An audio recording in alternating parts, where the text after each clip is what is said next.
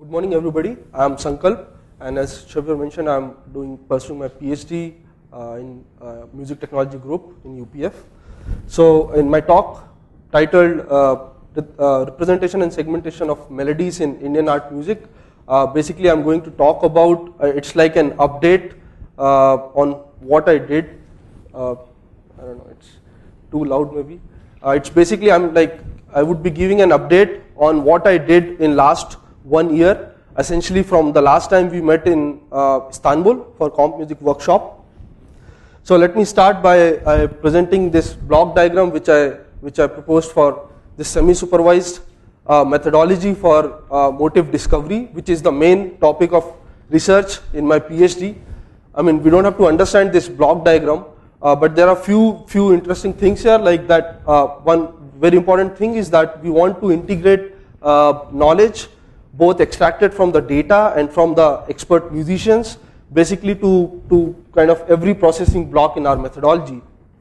The main reason why I use this block diagram here is just to organize my talk, because these are the main modules which I worked on this last year, and I would go through them one by one. So I'll begin with the first module, tonic identification. And as many of us were there last time, there were many methods presented in last CompMusic workshop. There were 2 talks presenting 5 different methods. Also, there are a couple of other algorithms proposed earlier. For example, one by Ranjini et al. And so it made sense to compile all these methods, to summarize all these methods, and to discuss what is different in each of them at every processing level, and to evaluate them on common data sets to know what is the limitation of one algorithm, which algorithm works well on what kind of data, and so on and so forth. So that's what we did. We took all these 7 algorithms, we discussed different processing blocks, we evaluated them on 6 very diverse data sets which each of us collected. They have different lengths, different proportion of Hindustani excerpt and Carnatic excerpt, different amount of vocal and instrumental excerpts, so on and so forth. And we did various kind of evaluation, evaluating tonic identification approaches using just audio. And what happens is, if we provide additional metadata like the gender of the singer in addition to the audio, and if we provide the information regarding the rag. So we evaluated these different algorithms on different data sets for all these different scenarios. And this is one of the table from the results. And we have submitted this work in JNMR, and it's still in press. But if somebody is interested in PDF, I would be happy to share.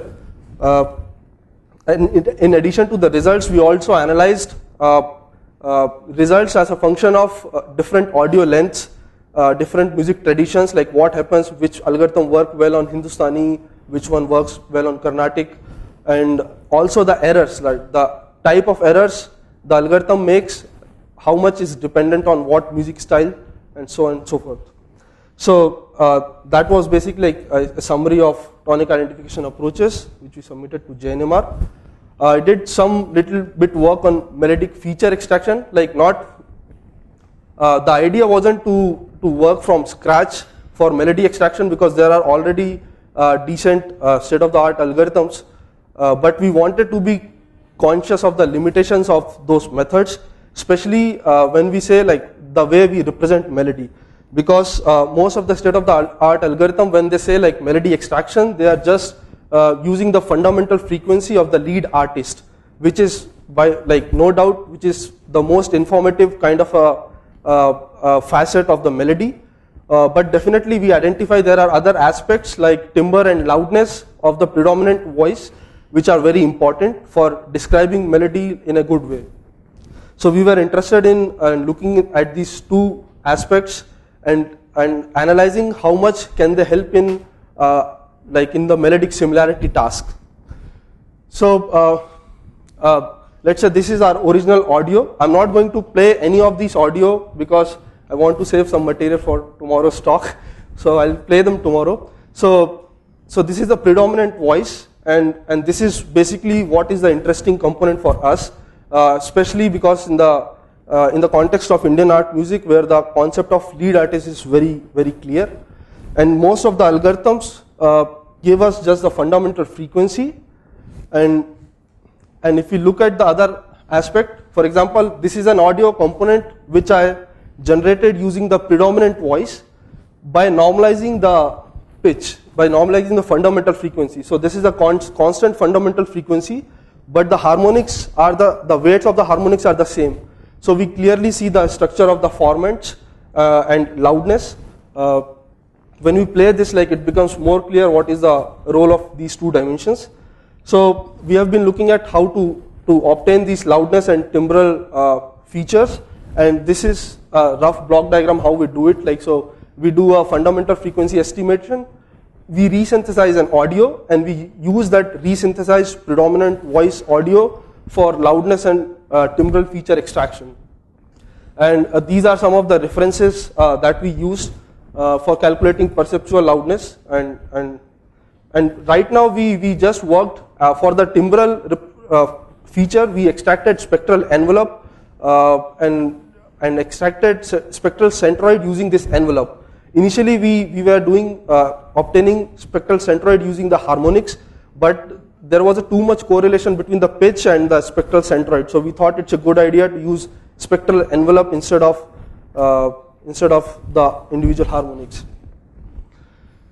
So because, like, as you can see, a lot of this depends on how good is our fundamental frequency estimation. So we thought of doing a toy evaluation. I mean toy because, like, we didn't have bigger ground truth available. So basically we use the audio music, Hindustani audio music collection, which have been used in many research works in IIT Bombay, in DAP lab. We took 6 music pieces and we assumed that the pitch was correct because it was extracted carefully using this manual intervention. And we compared the pitch extraction algorithm available in Essentia, and we found that total number of errors are like less than 10%. Also, like, this is the error breakup.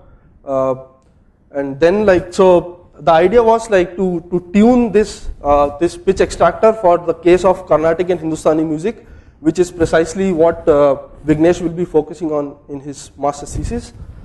So okay, so next thing we wanted to see was like how these two dimensions, loudness and timbral features, are complementing the pitch dimension for melodic similarity case.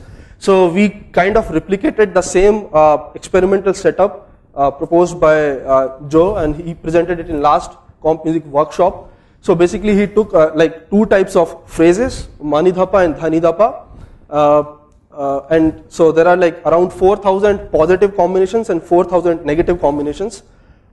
We took like 5 performances of 4 different artists in Rag Alayo Bilawal, and when we look at the separability, like interclass versus intraclass, using ROC curves, using only the pitch dimension, it looks something like this, because they're like just 2 phrases. It's quite nice, it shoots up early. And if we look this ROC curve using timbral dimension, it looks something like this, which is of course not better than pitch, but definitely it's much better than chance. It's much better than 45-degree slope. So it was like motivating that there is indeed some useful information in timbre, and this is through like by loudness. So then we tried to identify like if there is a combination of these 3 features which can help us further boost the results. For that I did a quite fine-grained grid search, but I couldn't find a right set of parameters and weights which we can combine to get a better performance than pitch. Of course, like this was done just for 2 phrases and for limited data set, but definitely once I have more data, I would like to try it on that. But certainly what we believed was this other dimensions are useful in characterizing a phrase, if not identify or match it. So definitely I'll be using them for like motif characterization. So that was about melodic features. And the third thing which I looked was melody segmentation. And clearly this is one task which is very much dependent on the application and context, and of course the music tradition. It might be, the methodology might be completely different for Carnatic and Hindustani. But the bigger question was like, do we even need it for motive discovery, which I still don't know like if we need it at the like explicitly. And also like the primary reason is like if we do segmentation well, definitely the results might be better. But if we don't do it well, the error propagates in a squared way, because there will be an error in the query if we are doing it in an unsupervised way, and there will be error in the matching corpora. So like it's a squared error basically. And also like at what stage should we do this segmentation? Should we do segmentation beforehand, or after we have identified a phrase we just correct the boundaries? So these are some questions which I still don't know very well.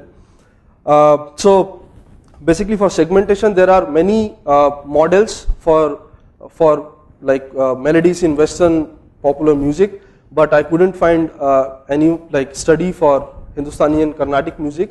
So but my focus was like, because my focus was melodic motif discovery, because of this interrelationship between motif and Nyas Svar, as Kaustubh taught me that many phrases basically terminate in Nyas Svar.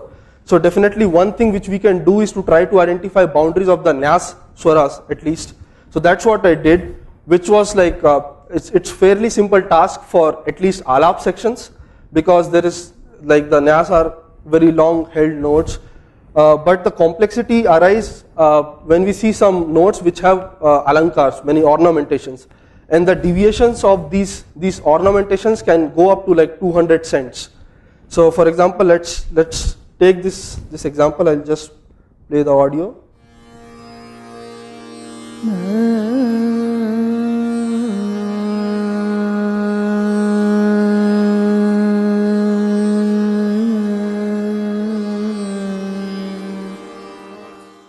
Definitely there is a big deviation, and that causes segmentation to break. So if we apply simpler logic, we would get 2-3 segments of whereas where we should get only single segment as a Nyas Svar. So this was basically the challenge for segmentation task for Nyas Swaras, and we kind of adapted a very ad hoc procedure to handle these kind of deviations. So I'll just explain the procedure with taking this example.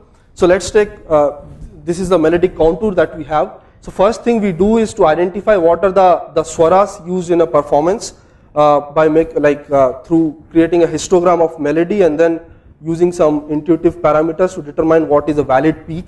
So once we have identified the swaras, let's say in this example Sn-1, Sn and Sn+1, and we want to identify Nyas swaras which are centered around Sn, we mark the point where the pitch appears in the vicinity of Sn. Let's say T1 here, let's say T1, and then as soon as the melody goes from the vicinity, point T2 here, we mark that point. So there are few options now. The deviation could extend more, or the melody comes back near to the Sn, that swara. So if it comes within a certain vicinity, we just neglect T2 and T3 and move on further, and we find points where the melody is near to the vicinity of neighboring swaras, and if the time spent near the vicinity of neighboring swaras are more than some threshold, then we see that the last point was a segmentation point. I mean, we can get further details from this paper. There's not enough time to explain this in depth. So basically that was the idea. So now we have flat regions, and it would be more meaningful if we can annotate which of these flat melodically flat regions are Nyas swaras. And it might seem very trivial, because most of the times in alap they are long held note, but we realize that many times there are situations when the artist is out of breath, and so he sings the Nyas very shortly towards the end of a breath phrase. And there are some situations in which a longer note is a Nyas, is not a Nyas, but a shorter note is a Nyas. That's primarily because even if the duration of a note is long, and if it is followed by further longer note, it's not Nyas in many situations. So definitely it wasn't a trivial task, but we didn't want to apply some heuristic rules for identifying Nyas. So this is the kind of methodology that we proposed for this task. It's a classification based methodology So we have already seen first two blocks till melody segmentation. We extracted some features for each segment, and we tried to annotate it with a label saying whether it's a Nyas Svar or not. We extracted three different kind of features. One was local features, basically characterizing that local segment, and then contextual features, which basically help us to get some context of that segment, and third, combining both to know whether they complement each other or not. So I'll just briefly go over the local features. Some of them are very intuitive, like the length of the segment, which is very important because usually these regions are very long, Nyas regions. Second was variance of the pitch values, which is again musically very meaningful because it has a low variance, it do not deviate a lot. The mean and variances of the pitch, like the values between the peaks and like many others, essentially characterizing a local segment. In the after feature reduction, we were left with just three features, and in contextual features, we considered some features like segment length divided with a longest segment in a breath phrase. I mean, this was very important features because even if the length of a segment is long, but if it is followed by a very long note, it was helping us to decide whether that segment is Nyas or not. And segment length divided by breath phrase length, and so on and so forth, and also local features of adjacent phrase to see like what came earlier and what is following to decide whether it's a Nyas or not. So after feature selection, we found that instead of local features for adjacent swaras, only for the preceding segments is enough. So we also considered some baselines. For segmentation, we considered this piecewise linear segmentation method, which is quite standard in time series classification, in addition with DTW and KNN classification strategy, which is also very standard, and different random baselines. So this was the data set which we considered, basically 20 recordings. 15 of them were from CompMusic collection, 5 of them are the alaps sung by Costo, studio recordings. From 20 recordings from 8 unique artists and 16 rags. Basically, we wanted to have as many ragas as possible to not make it dependent on a particular rag or particular movement. So there were total like 1257 Nyas Swars of different durations, and these are some of the results. This is F scores for segmentation task using different classifiers because we wanted to see like results independent of the classifier. And the main takeaway is like local features, of course, definitely as we expect, perform better than the contextual and local plus contextual features. The same goes true for even the annotation task, but we see just using the contextual features also we get pretty good accuracies. And that's something good because in a way we are capturing this context. So that's pretty much the segmentation part. And in pattern extraction, I haven't actually done a lot of work. I did some experiments using just brute force search, taking like a constant duration segments in a sliding window way and trying to see like if we can get something using with like simple distance measures like DTW with some constraint. So I just want to play this video in which I found some patterns in a completely unsupervised way. Of course, like I chose just a constant duration, so there that pattern terminate abruptly. I hope I can play this one.